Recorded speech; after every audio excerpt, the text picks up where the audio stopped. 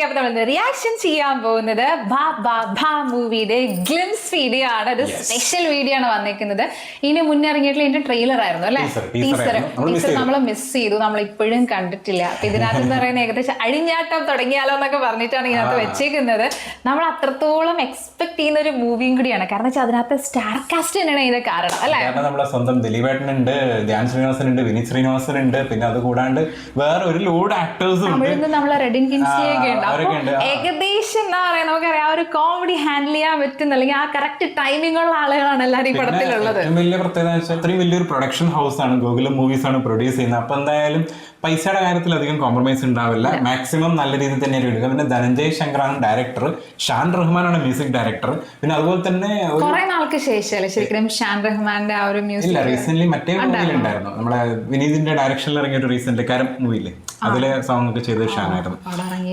അറിഞ്ഞില്ല, അതാണ് സംഭവം. പക്ഷെ അതിലെ പാട്ട് നല്ല രസമുണ്ടായിരുന്നു കേൾക്കാൻ വേണ്ടിയിട്ട്. ആൻഡ് വേറെ എടുത്തു പറയണമെന്ന് ഒരു ദുരൂഹത, അല്ലെങ്കിൽ എന്താ പറയാ, നമ്മുടെ ദുരൂഹതയല്ലേ എന്ന് പറയുന്നത്, അശരീരി എന്നൊക്കെ പറയില്ലേ, അങ്ങനെ ഒരു സംഭവം, റൂമർ. അതന്നെ ആ സാധനം കേൾക്കുന്നുണ്ട്. ലാലേട്ടൻ സിനിമയിൽ ഉണ്ട് എന്നുള്ളത് ക്യാമിയോയില്. ആൻഡ് അതിനെ ലാലേട്ടൻ ഏതൊക്കെ പടത്തിലുണ്ടാവുക, ഇതിനകത്ത് ഉണ്ടാവുന്ന പറയുന്നു, ഡയസറയിൽ ഉണ്ടാവുന്ന പറയുന്നു, ഏതോ എന്തൊക്കെയോ പടത്തില് അദ്ദേഹം ഉണ്ടാവുന്നൊക്കെ പറയുന്നുണ്ട്. അല്ല, പക്ഷെ ഇതിനകത്ത് കുറെ മുന്നേ മുതലേ ഭയങ്കരമായിട്ടുള്ള വല്ലൊരു അഭ്യൂഹങ്ങളുണ്ട്. ദിലീപേട്ടൻ തന്നെ ഏതോ ഒരു ഇന്റർവ്യൂല് പറഞ്ഞിട്ടുണ്ടെന്ന് തോന്നുന്നു. അപ്പൊ എന്തായാലും ലാലേട്ടനും കൂടി വരുന്ന സമയത്ത് ഉണ്ടാകാം.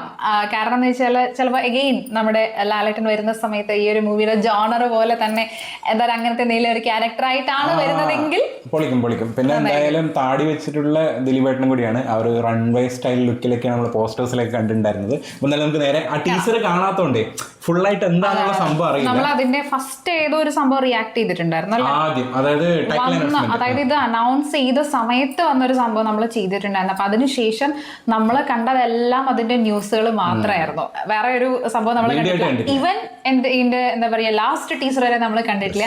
നമ്മൾ വിചാരിച്ചു നമുക്ക് റിയാക്ഷൻ ചെയ്യാൻ പറ്റുമെങ്കിൽ നമ്മളത് കണ്ടിട്ടുണ്ടെങ്കിൽ റെഡി ആവില്ലല്ലോ. അപ്പൊ അതുകൊണ്ട് നമ്മളത് അങ്ങനെ സ്കിപ്പ് ചെയ്ത് അങ്ങനെ പോയി. അപ്പൊ എന്തായാലും ഇത് നമുക്ക് കാണാം.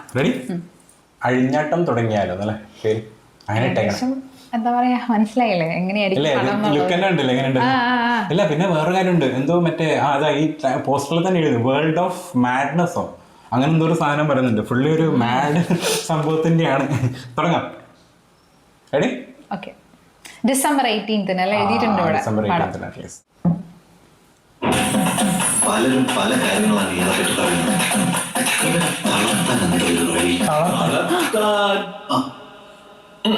പറ്റില്ല.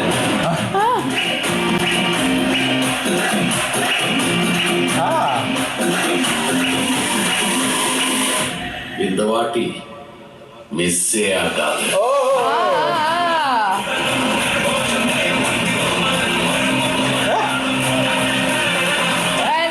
ഇത് മറ്റേ ഈ ഷോട്ട് എവിടെ ഉണ്ടല്ലോ,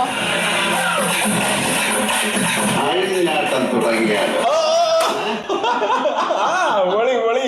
വോയിസ് മാത്രമാണ് ചിലപ്പോ ഇപ്പൊ നമ്മള് എനിക്ക് തോന്നുന്നേ ഞാൻ നടത്തിയ ഏത് പടത്തിലാ വരുന്നത്, റൺവേയിൽ തന്നെയാണ്. റൺവേയിൽ തന്നെയാന്ന് തോന്നുന്നു. റൺവേയിലാണ് ഏതൊരു പടത്തില് ഒരു ഐക്കോണിക് സാധനമാണ് അത് അദ്ദേഹത്തിന്റെ. ആ ഒരു ലോങ് ഷോട്ടിൽ ഇങ്ങനെ നടന്നു വരുന്ന ആ ഒരു സാധനം എനിക്ക് കുറെ പടത്തിലുണ്ട്. റൺവേയിലുണ്ട്. കാരണം മറ്റേ ഗൾഫ് എന്നൊക്കെ പറഞ്ഞിട്ട് ജയിലല്ലേ പോണത്.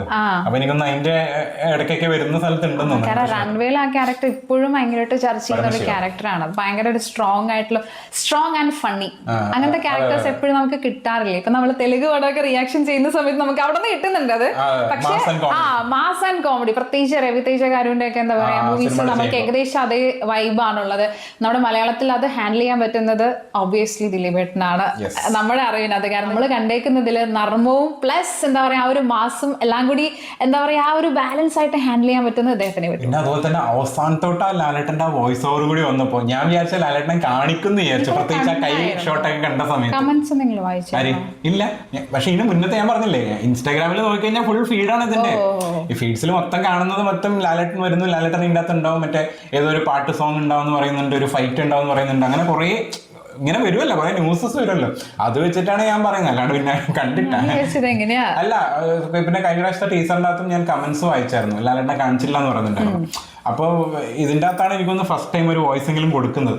ചിലപ്പോ എന്തെങ്കിലും നറേഷനൊക്കെ ആകാം, നരേഷൻ ആവാം, പക്ഷെ ചിലപ്പോൾ പറയാം. പക്ഷെ കൂടുതൽ ഇതുള്ളത് ലുക്ക്, ലാലേട്ടൻ്റെ ഒരു ലുക്ക് എന്തോ ഒരു എവിടെയൊക്കെ ആൾക്കാർ പുറത്തു വിട്ടിട്ടുണ്ട്. പക്ഷെ അത് അതിൻ്റെ അകത്തുള്ളതിനാണ് ഉറപ്പില്ല, പറയാൻ പറ്റില്ല. ഒരു കൊണ്ടാട്ടം സ്റ്റൈലൊക്കെ ആവാം. കാരണം വെച്ചാൽ ഇത്രയും ആളുകൾ ഉള്ളതല്ലേ, അപ്പൊ അദ്ദേഹം കൂടി വന്നു കഴിഞ്ഞപ്പോ ഒന്നും കൂടി കളറാവട്ടെ. Christmas vacation പൊളിച്ചെടുക്കും. അത് ക്രിസ്മസ് മൂവി ആണല്ലോ. അപ്പൊ എന്തായാലും ആ ടൈമിൽ എനിക്ക് തോന്നുന്നു ലാലേട്ടന്റെ വേറെ പടം ഇല്ല ഇറങ്ങാനായിട്ട്. ഇല്ല തോന്നുന്നു. ഇല്ല, അപ്പൊ ചിലപ്പോ ഉണ്ടാവാൻ സാധ്യതയുണ്ട്. ഈവൻ ഡയസറിയിലും ഉണ്ടാവാം.